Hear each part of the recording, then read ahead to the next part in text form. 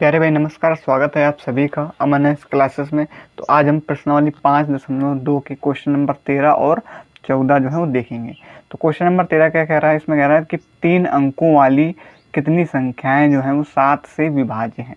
तो 3 अंकों वाली संख्या कहाँ से शुरू होती हैं, क्या बताओ? अच्छा, 1 से लेकर के 99, तो आपको 2 अंकों तक है, तो 99 तक कहीं भी आपके 3 अंकों की संख्या नहीं मिलेगी। तो 3 अंकों की संख्या आपको कहाँ से मिलना शुरू होगी? 100 से, क्योंकि 99 जो है ये तो 2 अंकों की संख्या है ना, तो ये 3 अंकों की संख्या तो हो गई। 3 अंकों की संख्या 100 से शुरू मिलेगी, 100 से मिलना शुरू होगी और कहाँ तक मिलेगी आपको? 999 तक। ठीक है, क्योंकि फिर उसके अगर आप आगे जाओगे तो फिर आपको मिल जाएगी 4 अंकों की संख्या 1000, तो ये आपकी 4 अंकों की संख्या होगी। तो 100 से 999 तक आपको 3 अंकों की संख्या मिलेगी। क्या कह रहा है? तो इसमें बताना है कि कितनी संख्या 7 से विभाज्य हैं, इसके बीच में कितनी संख्या जो है वो 7 से विभाज्य हैं, ये चीज़ हमको बताना है। तो देखो यहाँ से 100 तो आप जानते हो, यहाँ पर देखो रफली समझो, 100 आप जानते हो 100 तो 7 से विभाज्य नहीं होता है। 7 एकम 7 3, 30 तो जाता नहीं 100 7 से, तो 100 तो नहीं होगा विभाज्य। 101 भी 7 से विभाज्य नहीं होगा। ठीक है, 102 देखें तो 102 भी नहीं होगा। 7 एकम 7 32 नहीं होगा। 103 भी नहीं होगा। इसी प्रकार से 104, 7 एकम 7 बचा 3 34 नहीं होगा। इसी प्रकार से अगर 105 देखें, 7 एकम 7 बचा 3 35, 7 पना 35, तो 105 जो है वो आपका 7 से विभाज्य हो जाएगा। तो यहाँ पर क्या लिखोगे? 105 आपका 7 से विभाज्य हो जाएगा। अब इसके बाद कौन सा हो जाएगा? 7 के जो है पेयर में चलेंगे, क्योंकि आपका उसका पेयर एपी भी तो बनना है ना हमारा। और 105 अगर विभाज्य हो रहा है तो 7 और जोड़ोगे तो फिर 112 भी 7 से विभाज्य होगा। यानी देखो, आपको देख लो, 112 7 से विभाज्य होगा। 7 एकम 7 और बचेगा 4, हो जाएगा 42, 7 42, तो देखो हो रहा है ना। फिर 119 भी 7 से विभाज्य होगा। तो इस प्रकार से 7 7 जोड़ते जाना है आपको। 112 भी 7 से विभाज्य होगा, 119 भी आपको 7 से विभाज्य होगा। तो इस प्रकार से हमने ये इतने लिखे। ठीक है, अब ऐसे हम पूरा तो लिखेंगे नहीं, तो 119 हमने 3 लिखे। अब इसके बाद इसके 999 इधर साइड देख लेते हैं कौन 7 से विभाज्य है। 999 तो 7 से विभाज्य नहीं होगा। इसी प्रकार से 998 7 से विभाज्य होगा। 7 एकम 7 बचेगा कितना? 2 और 29 7 चौको 28, नहीं 7 से विभाज्य नहीं होगा। और 997 नहीं होगा। 996 7 एकम 7 29 7 चौको 28, ये भी नहीं होगा। और 995 देखो 7 से काटो, 7 एकम 7 बचेगा 2, हो जाएगा 29 7 चौको 28, बचेगा 1 15, नहीं होगा, ये भी नहीं होगा, पूरा नहीं कटेगा। अच्छा, 994 देखो, 994 तो ये आपको देखना पड़ेगा थोड़ा। ठीक है, 994 कटेगा 7 से। 7 एकम 7 बचेगा 2, 29 7 चौको 28 और बचेगा 1, हो जाएगा 14, 7 दूनी 14, तो 994 जो है ये 7 से आपका कट जाएगा। तो यहाँ से इधर से क्या लिखोगे? 994। तो यहाँ से देखो आपका एक एपी टाइप का पद मिल गया। अब यहाँ से आप पता कर सकते हो कि जो 7 से इनके बीच में 7 से विभाज्य होने वाली संख्या कितनी निकली, वो कैसे? ए का मान यहाँ से आपको क्या मिला? 105 मिला। ठीक है, अंतर कितना? डी का मान सार्वंतर, तो या तो आप इसके अंतर देख सकते हो ना, तो 112 में से 105 जाएगा तो 7, सार्वंतर आपका 7 हो जाएगा। और देखो ये 994, ये लास्ट पद है ना, तो अगर हमें ये मतलब कि एन का मान 994 है। ठीक है, अब हमें एन का मान निकालना है, तो बस एन का सूत्र लगा करके एन का मान निकाल देंगे, वही आपकी क्या पदों की संख्या हो जाएगी। ठीक है, जो हम पिछले सवालों में करते आए हैं ना, जब हमें एन का मान निकाल, जैसे लास्ट पद ये तो n1 एन का मान है, हमें एन का मान निकालना। अगर ये वाला मान एन का सूत्र लगा करके मान पता चल जाए तो एन का मान निकल जाएगा, वही हमारी जो है टोटल पदों की संख्या हो जाएगी कि यहाँ पर इतने पद है। या ऐसे समझ सकते हो कि 994 कितने पद पर है, ये चीज़ हमें पता चल जाए तो हम यहाँ से बता सकते हैं यहाँ पर कितने जो है संख्या जो है 7 से विभाज्य हो जाएंगी। समझ में आ गया ना? तो अब आ जाओ, एन बराबर सूत्र लगाओ। क्या सूत्र होता है? ए प्लस में n-1 इंटू डी।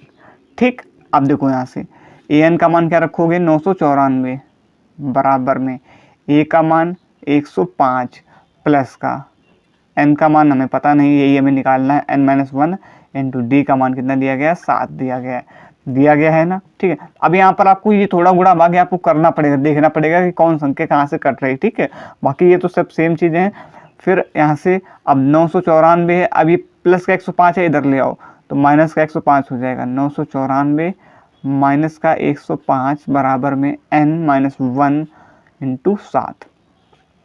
ठीक, अब देखो यहाँ से 994 में से 105 घटाओ, 4 में से 5 जाएगा नहीं, 14, 14 में से 5 जाएंगे 9, फिर बचा यहाँ पर 8, 8 में से 8 हो जाएगा और 9 में से 1 जाएगा 8, तो 889 बचा। अब देखो गुणा का 7 है ना, इधर ले आओ तो ये हो जाएगा भाग का 7 बराबर में n-1। इसे काट लो, 7 से कट जाएगा ना, 7 एकम 7 बचेगा 2, 28 डी का मान 7 है, ठीक है। 105 7 12, हाँ 7 एकम 7 बचेगा 1, हाँ 18 हो गया, और 7 दूनी 14 बचा 4, 49, 7 7 49, हाँ। तो ये आया, यहाँ से देखो इसके आगे 127 बराबर n-1, ठीक है। अब ये माइनस का 1 इधर आएगा तो प्लस का हो जाएगा ना, तो 127 प्लस का 1 बराबर में n, तो n बराबर कितना निकल कर आया आपका 128, ठीक है। तो n का बराबर क्या है 128, तो 128 ऐसे पद मिलेंगे 100 से 999 के बीच जो आपका 7 से विभाजित होंगे, 7 से आपका विभाजित हो जाएंगे, ठीक है। क्लियर है ना। तो जो 128 जो है वो मतलब 994 जो है 128वें पद पर है। तो यहाँ से हम ये चीज़ समझ सकते हैं कि जो आपका 128 ऐसे पद हमें मिल जाएंगे जो आपका 7 से पूर्णतः विभाज्य होंगे। क्लियर हो गया ना। तो ये 13 नंबर आपका हुआ। आप समझ लेते हैं 14 नंबर सवाल। अब देखो 14 नंबर सवाल, इसमें भी आपको सेम चीज़ करनी है, बस यहाँ पर ये चीज़ हमें पता है कि 10 और 250 के बीच में 4 के कितने गुणज हैं, ठीक है। तो 10 और 250 के बीच हमें देखना है कि 4 के कितने गुणज हैं, वही चीज़ हमें बतानी है, सेम वही जो हमने अभी पीछे वाले सवाल में किया है, ठीक। तो देखो 10 तो आपका 4 से कटता नहीं है पूर्णतः, 11 भी नहीं कटेगा, लेकिन 12 जो है वो 4 से विभाज्य होता है, तो 12 हो जाएगा। फिर आप आगे जोड़ोगे 4, हमने बताया था 4 से जोड़ते जाओगे तो वो भी संख्या, जैसे आपका 12 4 से कट रही है तो आप उसमें 4 जोड़ोगे तो 16, वो भी 4 से कटती है ना, 4 को 16, फिर 4 जोड़ोगे 20, तो वो भी आपका 4 से कटेगी। फिर डॉट डॉट। अब यहाँ पर देखो 250 के 4 से कटेगी, 250 नहीं कटती है, 249 भी 4 से नहीं कटती है, और 248 जो है वो 4 से आपकी कट जाएगी, क्योंकि 4 संग 24, 4 दूनी 8, तो 200 यहाँ पर लास्ट में हमें क्या मिलेगा पद 248। बस सेम यहाँ से भी a का मान क्या हो जाएगा 12, और अंतर सारांतर देखोगे तो 16 में से 12, या ऐसे डायरेक्ट अंतर देख सकते हो, 4 का अंतर आ रहा है, 16 में से 12 जाएगा 4, ठीक है।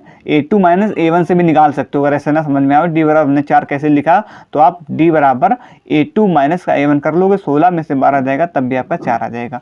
फिर an का मान कितना है 248, ये मतलब लास्ट पद 248। अब यहाँ से निकाल लो सूत्र वही अपना फिर से, an बराबर a प्लस में n-1 इंटू में d, ठीक है। तो a का मान an का मान कितना दिया गया है 248 बराबर में a का मान 12, n-1 यही हमें निकालना है, इंटू d का मान 4। हल कर लो इसे।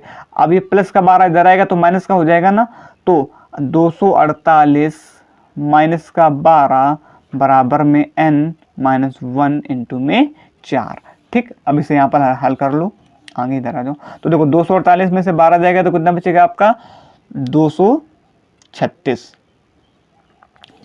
तो बचेगा, 8 में से 2 जाएगा 6, 4 में से 1 जाएगा 3, 236 बराबर में n-1। अब देखो ये यहाँ पर 4 किस में गुणा में है ना, इधर आएगा तो भाग में हो जाएगा, तो हमने 4 को इधर ले आए तो ये भाग में हो जाएगा, काट दो इसको, कट जाएगा ना, 4 पंचे 20 और 4 9 36, तो आपका n-1 बराबर कितना आया 59 आया।